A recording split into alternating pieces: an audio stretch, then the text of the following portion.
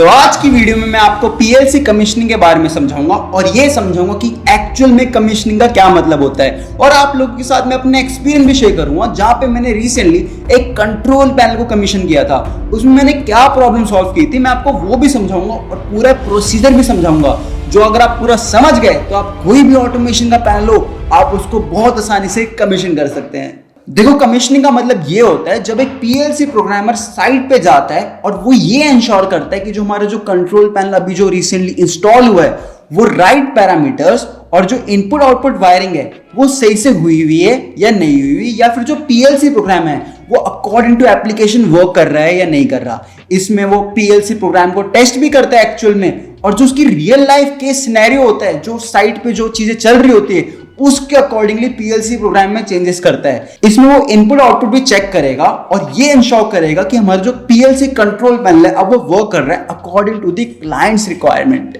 ऐसा इसलिए करना पड़ता है क्योंकि जब कंट्रोल पैनल इंस्टॉल होता है तो कुछ चीजें होती है जो हमें ऑन द साइड करनी होती है, जैसे कुछ चेंजेस हमारे पीएलसी प्रोग्राम में हो गए, या फिर हमें इंटरलॉक्स ऐड करने हुए, या फिर हमें सेफ्टी की चीजें ऐड करनी हुई, या फिर आप ये भी समझ सकते हो आपको ये भी इंश्योर करना है कि आपकी पावर सप्लाई के कनेक्शन हो गए या फिर आपके फील्ड इंस्ट्रूमेंट्स के कनेक्शन हो गए, वो भी इंश्योर करना होता है। और कमीशनिंग का मतलब यही होता है कि आप कंप्लीटली आप एप्लीकेशन के अकॉर्डिंगली आप कस्टमर को सेटिस्फाई कर पा रहे हो अपने कंट्रोल पैनल के थ्रू। कमीशनिंग में आप ये भी चेक करते हो कि क्या क्या एरर्स आ रहे हैं, क्या क्या हमारी रिडंडेंसी है, और भी और प्रॉब्लम्स हो सकती है जो हमें साइट पे जाके पता लगता है। इसलिए कमीशनिंग को हम यूजुअली साइट पे जाके करते हैं। और अब कोई भी पीएलसी पैनल ले लो, वहां पे कमीशनिंग करना बहुत जरूरी है क्योंकि बहुत सारी चीजें हम मैन्युफैक्चरर के अकॉर्डिंगली वहां पे चेक नहीं कर सकते, वो सब चीजें साइट पे जाकर ही चेक होगी। इसलिए अब मैं आपको एक प्रोसीजर समझाता हूं, या फिर आप इसको एक स्टेप्स भी समझ सकते हो जो एक बेसिक पीएलसी कंट्रोल पैनल में आपको ध्यान रखना है। और हमेशा याद रखना कि मशीन के अकॉर्डिंगली भी हमारे प्रोसीजर ये चेंज हो सकते हैं,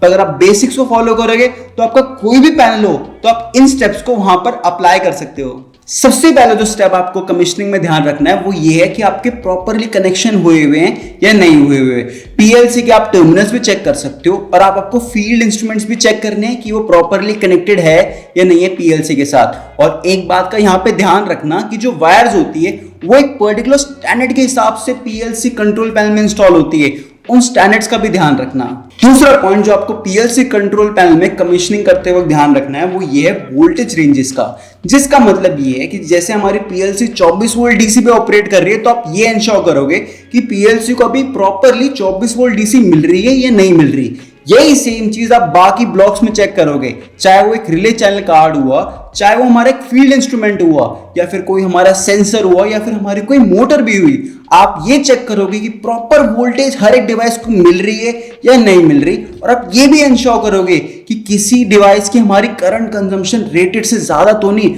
आपको ये भी इंश्योर करना है एक कंट्रोल पैनल को कमीशन करते वक्त। तीसरा पॉइंट जो आपको एक कंट्रोल पैनल में ध्यान रखना है वो ये है कि कंट्रोल पैनल के अंदर हमारे प्रोटेक्शन डिवाइसेस लगे होते हैं और आपको ये इंश्योर करना है कि वो एक प्रॉपर रेटिंग के हमारे इंस्टॉल्ड हुए हुए हैं या नहीं हुए हुए। क्योंकि अगर आप वो गलत रेटिंग के इंस्टॉल होंगे तो जैसे हमारा लोड चेंज होएगा तो ऑल ट्रिप हो जाएंगे, वो हमारी एप्लीकेशन को अफेक्ट कर सकते हैं। इसलिए आपको ट्रिपिंग कंडीशन को ध्यान रखना है और उनकी रेटिंग के हिसाब से आपको बस इंश्योर करना है कि हर चीज वेरीफाइड है अकॉर्डिंग टू द मैन्युफैक्चरर। और चौथा पॉइंट जो आपको ध्यान रखना है कि आपको ये इंश्योर करना है कि आपके इमरजेंसी बटन वर्क कर रहे हैं या नहीं कर रहे, क्योंकि होता क्या है इमरजेंसी बटन बहुत इंपॉर्टेंट होता है कंट्रोल पैनल में, क्योंकि अगर कोई भी हमारी फॉल्ट कंडीशन होती है या फिर कोई हमारी सेफ्टी की भी कंडीशन होती है जहां पे हमें इंश्योर करना है कि हमारी मशीन हमारी प्रॉब्लम में ना आए, या फिर हमारी कोई ह्यूमन सेफ्टी भी हो सकती है, आपको ये इंश्योर करना है आपके सेफ्टी बटन्स प्रॉपर्ली वर्क कर रहे हैं नहीं कर रहे। और पांचवा पॉइंट ये है कि एक कंट्रोल पैनल के साथ आपको वायरिंग डायग्राम में मिलेंगे, वो हमारे पावर वायरिंग होते हैं या कंट्रोल वायरिंग, आपको दोनों साथ में मिलती है। और काफी सारे और भी डायग्राम्स मिलते हैं जब एक कंट्रोल पैनल मैन्युफैक्चरर एक पैनल को बनाता है, तो आपको उसको रेफर करना है और आपको ये समझना है कि कैसे हमारे फील्ड इंस्ट्रूमेंट इसके साथ इंस्टॉल्ड है, क्योंकि ये सारी डिजाइनिंग हो सकता है हमारे एक इंजीनियर ने की हो या फिर दो इंजीनियर ने की हो, और जो एक्चुअल में कमीशन करने गया है प्लांट वो हो सकता है थर्ड इंजीनियर हो। इसलिए उनको एक रेफरेंस चाहिए होता है और वो उसी के अकॉर्डिंगली पैनल के अंदर चेंजेस करते हैं। छठा पॉइंट जो आपको ध्यान रखना है वो ये है कि सेटिंग द पैरामीटर्स, जिसका मतलब ये है कि जब हम साइट पे जाते हैं तो जब हम पैरामीटर सेट करते हैं वो सब डिपेंड करते हैं कि आपकी ऑन साइट पे क्या कंडीशन है। जैसे फॉर एग्जांपल अगर हम एक पीआईडी टेम्परेचर कंट्रोलर की वैल्यू लेते हैं तो आपको हो सकता है उस टाइम पे आपको पी और आई और डी की वैल्यू खुद सेट करनी हो, या फिर आपके कोई भी आपके काउंटर्स हो गए या फिर टाइमर्स हो गए, आपकी वैल्यूज आपको वहीं पे सेट करनी होती है। इसलिए आप इन चीजों का ध्यान रखना, क्योंकि कुछ पैरामीटर्स हो सकता है साइट पे जाके हमें पता लगते हैं। अगला पॉइंट ये है कि आपको वहां पे इंटरलॉक्स भी ऐड करने हो सकते हैं, क्योंकि कुछ प्रोसेस में जरूरी होता है कि दोनों प्रोसेस एक साथ हमारे ऑपरेट ना करें। तो सेफ्टी पर्पस के लिए हम प्रोग्राम में या फिर हो सकता है मैकेनिकल इंटरलॉक्स भी वहां पे हम इंस्टॉल कर सकते हैं। अगला पॉइंट जो आपको ध्यान रखना है कमीशनिंग में वो ये है कि आपको पीएलसी को टेस्ट मोड पे डाल देना है। ये आपको तब करना है जब आप फुल्ली इंश्योर हो जाते हो कि आपके inputs and outputs properly connected है या नहीं। जिसमें क्या होता है, हमारा पीएलसी प्रोग्राम टेस्ट मोड पर चले जाता है और वो क्या करता है, आप आउटपुट्स को फोर्स कर सकते हो ऑन होने के लिए, जिसमें आप ये चेक कर पाओगे कि प्रोग्राम के हिसाब से आउटपुट ढंग से बिहेव कर रहे हैं या नहीं कर रहे। और अगर नहीं कर रहे तो आप मल्टीमीटर की मदद से आप वोल्टेजेस को चेक कर सकते हो और ये इंश्योर कर सकते हो कि कुछ जगहों पे रेटेड के हिसाब से वोल्टेज डिवाइसेस को मिल रही है या नहीं मिल रही, और आप उसी के अकॉर्डिंगली आप चेंजेस भी कर सकते हैं। और आखिरी जो पॉइंट है वो मेरी तरफ से आप लोगों को एक एडवाइस है। होता क्या है, पीएलसी पैनल को जब एक कमीशन करने के लिए इंजीनियर जाते हैं तो हो सकता है कुछ चीजों के बारे में उनको नॉलेज ना हो, क्योंकि हो सकता है उनकी एक ही चीज एक्सपर्टाइज होती है, दूसरी चीजों के बारे में उनको बहुत ही कम नॉलेज होती है।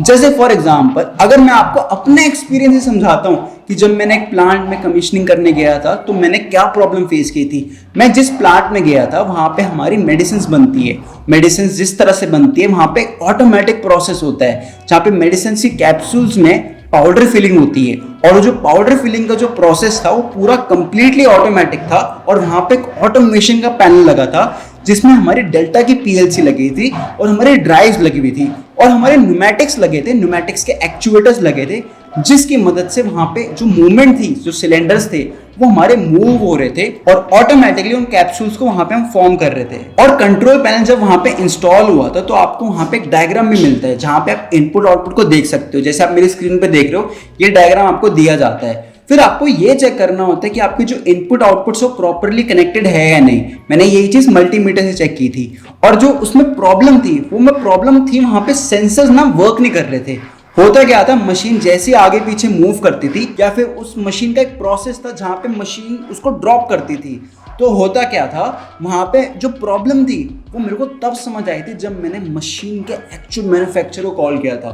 तो आखिरी एडवाइस आपके लिए यही है कि जब आप किसी प्रॉब्लम में फंस जाते हो तो ज़रूर एक एक्सपर्ट से ज़रूर बात करना जिसने खुद मशीन बनाई है, या फिर हो सकता है मैकेनिकल स्ट्रक्चर उसने खुद डिज़ाइन किया था। क्योंकि जब आप उससे ये समझोगे कि इनपुट्स कैसे काम कर रहे हैं उस मैकेनिकल एक्चुएटर्स के साथ, तब आप रिलेट कर पाओगे चीज़ों को, एंड में आप प्रॉब्लम से फिगर आउट कर सकते हो। तो जो उसमें जो प्रॉब्लम थी वो एक्चुअल में सेंसर्स की थी, और जो सेंसर्स से मेरे को जब प्रॉब्लम में निकालने गया था तो मैं कंट्रोल पैनल के अंदर देखने लग गया था, और कंट्रोल पैनल के बाद टेस्ट करने के बाद एक एक डिवाइस टेस्ट करते करते एंड में समझ आया था कि सेंसर में प्रॉब्लम थी। और सेंसर में प्रॉब्लम होने की वजह से क्या होता है, जब पीएलसी प्रोग्राम एक इनपुट रिसीव नहीं कर रहा होता तो वो आगे ऑपरेशन नहीं करता। कुछ हमारा प्रोग्राम ही कुछ इस तरह से लिखा हुआ था। इसलिए आप इन चीज़ों का ज़रूर ध्यान रखना कि जब आप कहीं जगह पे आप फंस जाते हो या आपको समझ नहीं आता कि इसको कैसे ठीक करना है तो एक्सपर्ट की हेल्प ज़रूर लेना। आप एक बहुत बड़ा रिस्पॉन्सिबल वर्क कर रहे हो, क्योंकि जो मशीन की कॉस्टिंग होती है वो 10 लाख से लेके 20 लाख से लेके 50 लाख की मशीन होती है,